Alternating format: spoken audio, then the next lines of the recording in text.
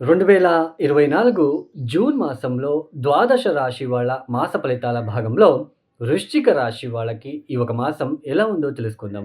దానికన్నా ముందు ఎవరైతే ఈ వీడియోని చూస్తున్నారో లైక్ చేయండి, షేర్ చేయండి, సబ్స్క్రైబ్ చేసుకోండి. మరియు ఈ ఒక మాసంలో గ్రహ సంచారం ఎలా ఉందో తెలుసుకుందాం.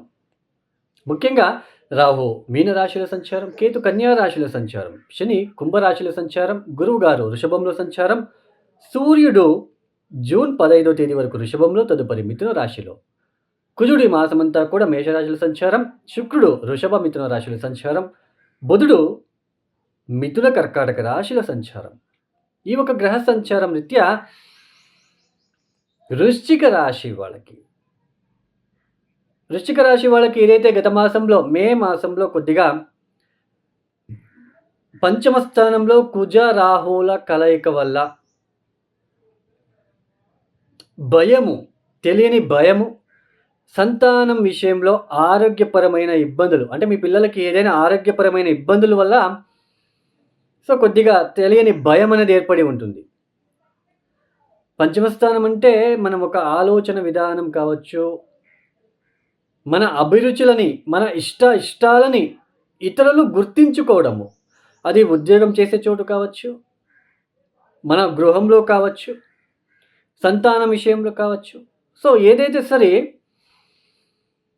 మన ఆలోచన విధానాలని మరియు మన తెలివితేటలని గుర్తించుకోవడం, అంటే ఇతరులను గుర్తించడం. అలాంటి పంచమ స్థానంలో కుజ రాహువులు వెరీ డేంజరస్. కుజ రాహువులు పంచమ స్థానంలో ఉన్నప్పుడు సంతానం విషయంలో చాలా ఇబ్బందులు. మీ ఆలోచన విధానాలన్నీ, తెలివితేటలన్నీ కూడా తారుమారవుతూ ఉంటుంది.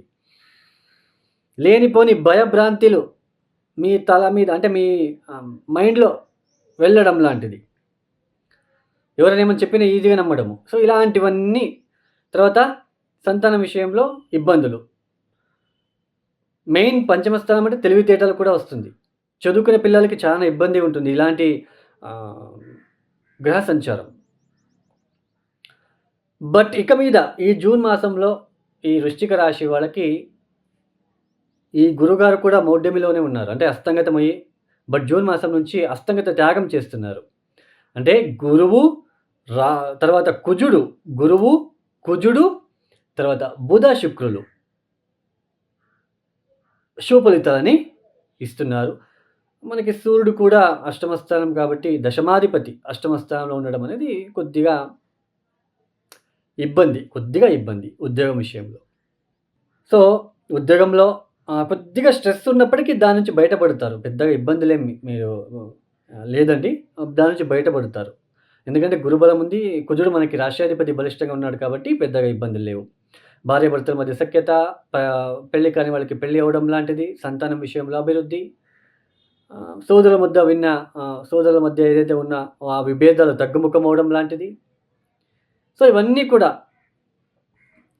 తగ్గుముఖం అవుతుంది. చాలా పాజిటివ్గా రన్ అవ్వడానికి అవకాశం ఉంటుంది. అయితే చతుర్థ స్థానంలో శని ఉంటున్నాడు. కొద్దిగా శనికి సంబంధించిన పరిహారాలు చేసుకున్నట్లయితే మరిన్ని మంచిది.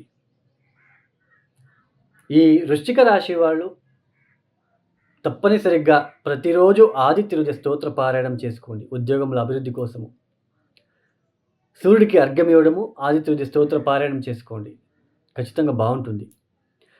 తర్వాత శనివారం కూడా కాలభైరవేశ్వరుడికి తైలాభిషేకం లాంటిది నువ్వుల నూనెతో అభిషేకము, లేదా శనిదేవుడికి నువ్వుల నూనెతో అభిషేకము, కాకులకు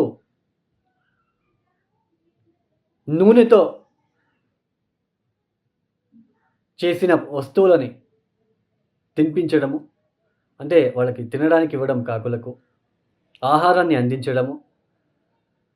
తర్వాత నువ్వులతో చేసిన తీపి పదార్థాలని ఆవులకి తినిపించడము, ప్రతిరోజు హనుమాన్ చాలీస చదువుకోవడము, ఎక్కువ కాలభైరవేశ్వర గాయత్రి మంత్రం ఓం కాలకాలాయ విద్మహే కాలతీతాయ ధీమహి తన్నో కాలభైరవ ప్రచోదయాత్ ప్రతిరోజు 108 సార్లు చదువుకోండి.